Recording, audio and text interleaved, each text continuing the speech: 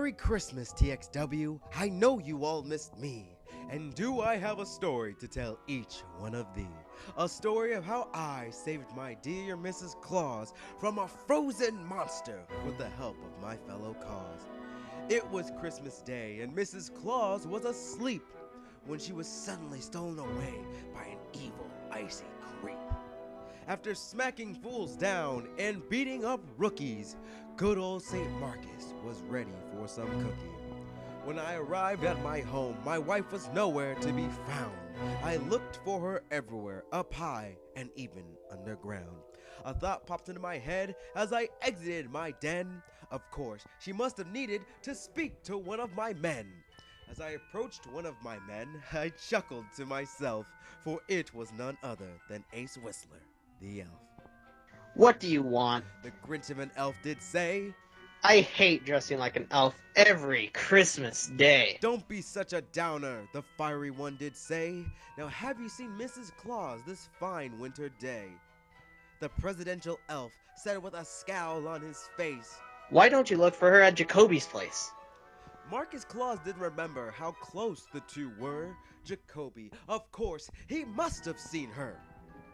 On a comfy couch, Jacoby was found by the Santa filled with fire, and how different did he look in his very festive attire. Have you seen Mrs. Claus? I asked the tattooed king of sexy.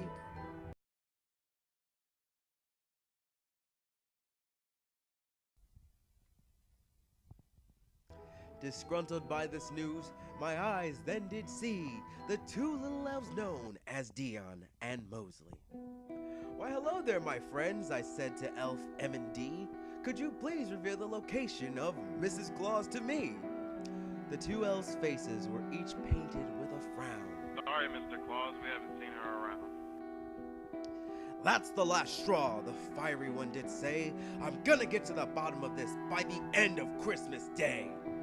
Marcus Claus made his way to the ring, ready to spit some fire, when out of nowhere he was attacked by a monster filled with an evil desire.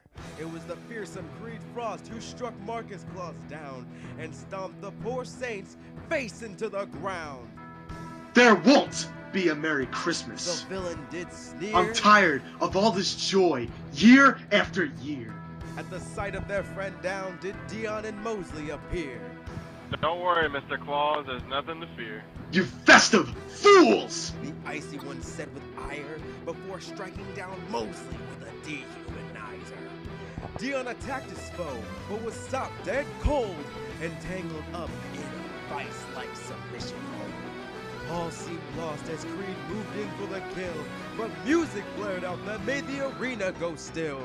Mrs. Claus rushed the ring with Jacoby in tow. The two young upstarts appeared to steal the show. Mrs. Claus ignored her kidnapper, the icy-skinned punk, and kicked Marcus Claus in his holly jolly junk. Creed Frost laughed, a laugh full of sick, twisted joy, but little did the villain know he had fallen for their ploy. Marcus Claus was famous for two things, and one is never giving up. The second, my dear listeners, is that he always wears a cup.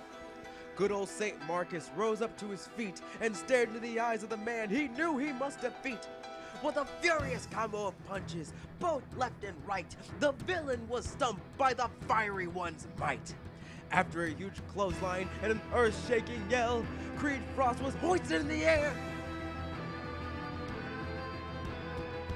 and slammed straight to hell. Creed Frost rose up, much to everyone's fright, and dehumanized his third victim of the night. All looked big on this strange Christmas day, but then out of nowhere, a new fighter entered the fray with his bright red nose and scary-ass demeanor. Shannon, the CDTing reindeer, couldn't look meaner. Creed tried to fight back, but there was no point, you see, as Shannon planted the villain with an earth-shaking CDT.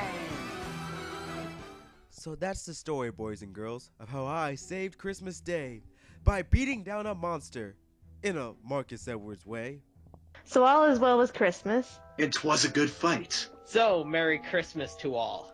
And to all, a good night.